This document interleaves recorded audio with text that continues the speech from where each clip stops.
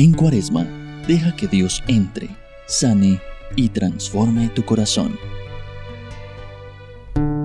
Tú eres mi fuerza, tú me das piernas de gacela y me haces caminar por las alturas. ¿Cómo vivir en fe la Semana Santa?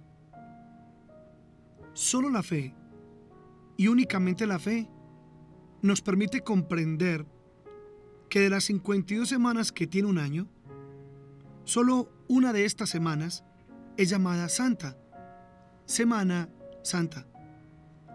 Por lo tanto, no es una semana más del calendario, sino que es una semana distinta, una semana diferente a las demás semanas del año. Es una Semana Santa porque el Santo de los Santos, que es Jesucristo el Señor, la santificó con su sangre, la santificó con su dolor, la santificó con su paciencia, la santificó por el amor que le tiene a la humanidad, la santificó para podernos redimir. Sí, solo la fe nos permite comprender todo lo que Jesús hizo por nosotros. Para aquel que no tiene fe, es una semana más del calendario. Es una semana de receso. Es una semana de descanso. Es una semana para salir de paseo. Pero preguntémonos nosotros que decimos tener fe. ¿Le hemos enseñado al que no sabe que esta semana es santa?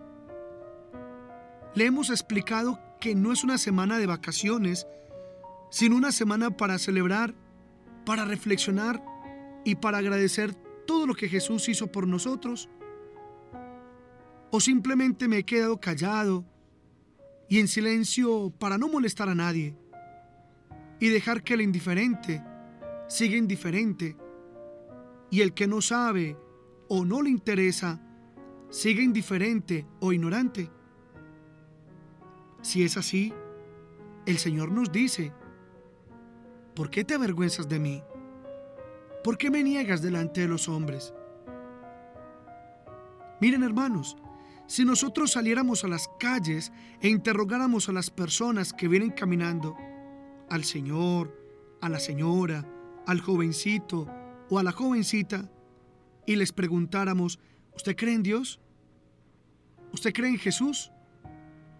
¿Qué nos responderían?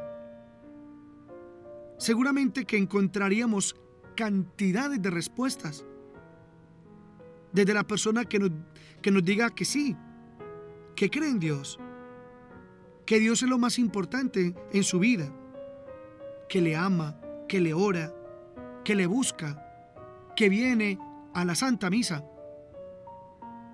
Hasta personas que dicen que no creen en Dios, que Él no pierde el tiempo en esas cosas, que Él no es supersticioso, que Él no pierde el tiempo en esos inventos que ha hecho el hombre para refugiar sus miedos.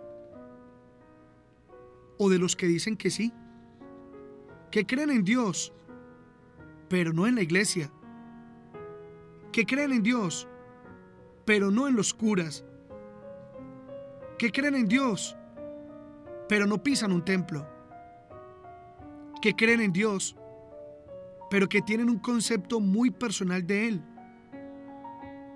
o que creen en Él, pero a su manera. Esa frase sí que es común: yo creo en Dios a mi manera. ¿Y qué quiere decir yo creo en Dios a mi manera? Quiere decir que me he hecho un Dios a mi gusto, que me he hecho un Dios según mis complacencias, que me he hecho un Dios según mi manera de pensar y de ver la vida, que me he hecho un Dios a mi imagen y a mi semejanza. Qué impresionante esto. El ser humano le quiere decir a Dios cómo tiene que ser. y a la manera del ser humano, ¿cómo resulta Dios?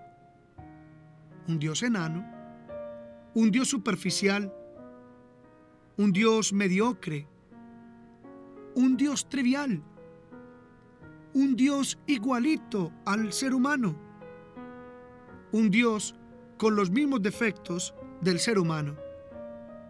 ¿Por qué? Porque sencillamente es un Dios creado a imagen y semejanza del hombre, porque es un Dios hecho al gusto y a la complacencia del hombre.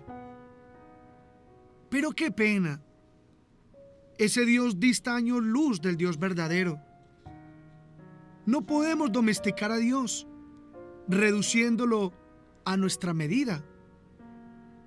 No podemos domesticar a Dios, reduciéndolo a nuestros conceptos y a nuestros caprichos personales.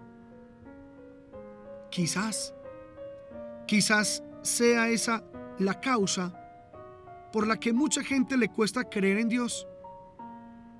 Quizás sea la causa por la que a muchos jóvenes les cuesta creer en Dios, porque se confunden con una imagen deformada, con una imagen desfigurada, con una imagen falseada y con una imagen alterada de Dios. Sin embargo, si conocieran al Dios verdadero, no el concepto equivocado que se tiene de Él, si conocieran al Dios verdadero, no la imagen falsa que se tiene de Él, si conocieran al Dios bueno, si conocieran al Dios misericordioso, al Dios amor, al Dios revelado en la persona amada de Jesús, no solo no lo rechazarían, sino que se enamorarían de Él. ¿O por qué creen que muchas personas que se decían antes ateas o se declaraban agnósticas, después de un tiempo se convirtieron en personas creyentes, en personas fervorosas, se convirtieron en personas practicantes de su fe? ¿Qué les pasó? ¿Saben qué les pasó? Que eliminaron el concepto errado que tenían de Dios. Purificaron la imagen distorsionada y equivocada que tenían de Dios y abrazaron y aceptaron al Dios verdadero en sus vidas. Por eso, quien rechaza a Dios, en verdad no está rechazando a Dios. Lo que está rechazando es un concepto equivocado que tiene o que le han transmitido de Dios. Quien dice no creer en Dios, en verdad, en lo que no cree, es en lo que ve de incoherente en las personas que dicen creer en Dios. Es en la imagen distorsionada que le han presentado de Él. Por eso, la invitación es muy concreta en esta Semana Santa. Vayamos a presentar a los demás al Dios verdadero. No les presentemos una imagen desfigurada de Él. No les presentemos una caricatura de Dios. Vayamos a presentarles al Dios verdadero, al mismo que se reveló en las Sagradas Escrituras, al mismo que nos habla en los Evangelios, al mismo que se nos reveló en Jesucristo, al mismo que se dejó clavar en una cruz por nuestra salvación, al mismo que está presente en los sagrarios, al mismo que está presente en la Eucaristía, al mismo que nos ama y nos perdona si de veras le pedimos perdón, al mismo que solo podemos conocer por la fe, por la fe. La fe. Qué regalo tan hermoso es la fe. Pero la fe, seamos sinceros, es una experiencia que pasa por momentos muy difíciles, porque de alguna manera estamos viviendo una época con cierta tendencia descreída. No quizás en ustedes que escuchan este audio, pero muy posible en personas cercanas a ustedes. Estamos en una época en la cual muchos chicos, muchas chicas, muchas personas jóvenes como que han perdido la experiencia de la fe. O les queda algo así como un concepto difuso de que debe haber un Dios, pero que esa experiencia no es algo que les mueve interiormente y se convierte en parte fundamental de su vida. Así como lo es, qué sé yo, el trabajo, o la familia, o las obligaciones, o las responsabilidades, o las deudas, o pagar las cuotas del carro, o pagar las cuotas de la casa. Mientras que la experiencia de Dios queda como relegada para el día en que alguien se enferma grave o se muere, o para cuando uno ya tiene tantos años que no tiene más remedio que plantearse el tema de Dios, porque parece ser que se va a ir a encontrar con Él, y entonces lo mejor es pensar más en Dios. Pero en esa época en la que uno se siente con toda la energía del mundo, con todas las fuerzas, tengo mucho que hacer, tengo muchas responsabilidades, para allí y para allá, como que esa realidad de la fe queda un tanto postergada. Y entonces, al mundo de hoy ya no le fascina a Dios, ya no le llama la atención. Ahora bien, la única forma de conocer que tenemos los seres humanos no es solamente la razón, es también la fe.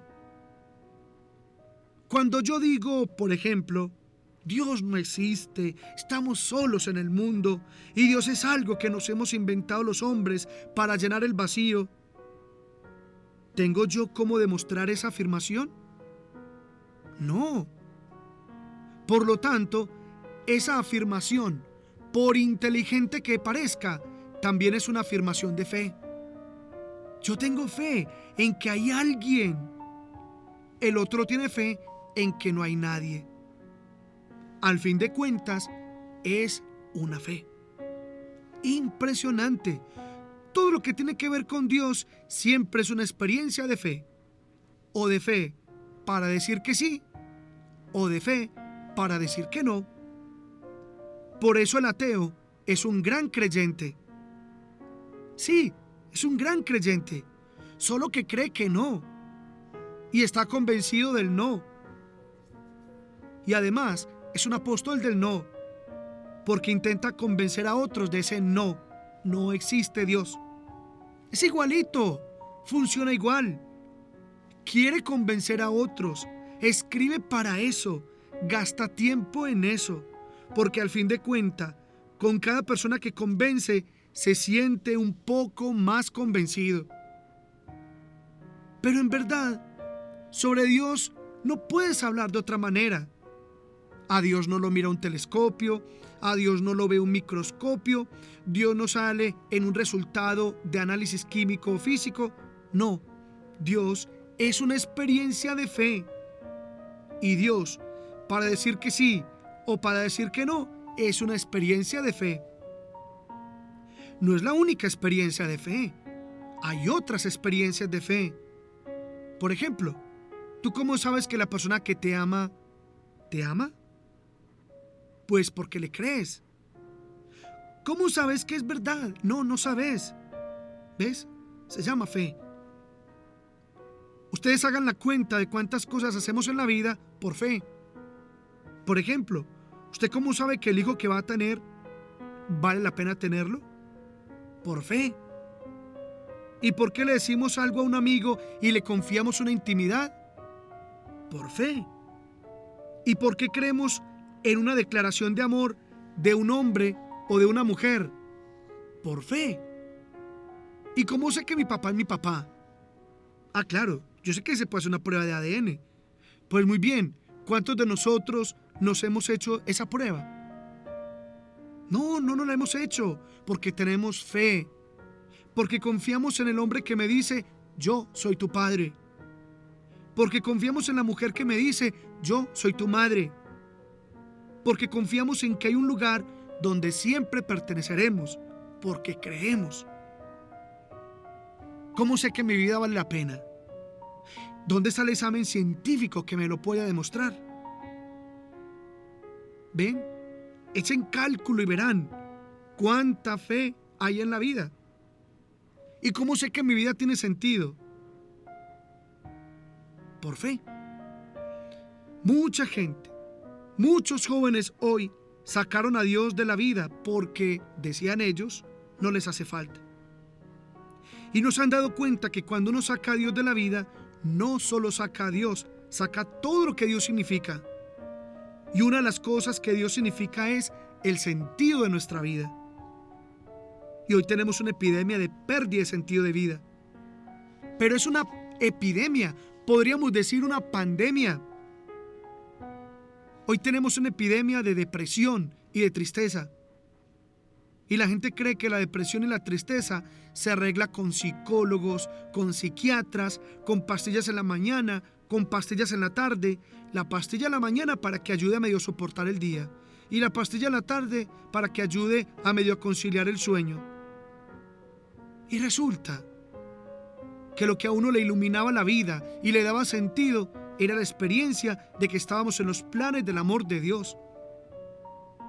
De que la vida nuestra no era un accidente, no era una casualidad, sino que nuestra vida es fruto de la elección de Dios, que me eligió para vivir, que mi vida tiene un sentido porque todos nosotros nacemos con una gran misión.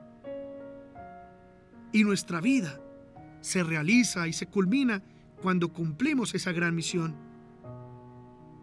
Por eso, vivamos estos días santos con mucha fe. Y si nuestra fe es todavía muy frágil, pidámosle al Señor que nos la aumente. La Semana Santa cambió la historia de la humanidad. La pregunta es, ¿y pudo cambiar tu corazón? Amén.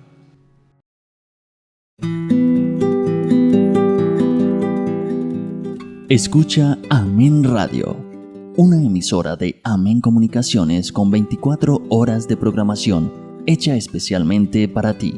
Programas de formación y oración, grandes sabidurías para la vida, la más variada música católica, reflexiones de sacerdotes y laicos comprometidos, liturgia de las horas, el Santo Rosario y la Sagrada Eucaristía. En Cuaresma, dale un sí a Dios. Sintonízanos buscándonos en Google como Amén Radio. No quiero sacrificios ni holocaustos, solo quiero justicia, derecho en la tierra y misericordia.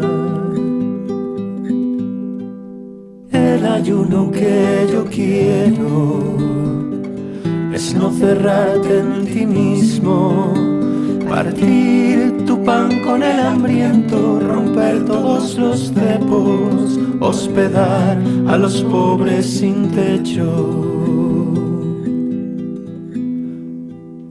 No quiero sacrificios, solo misericordia. No quiero sacrificios, solo misericordia.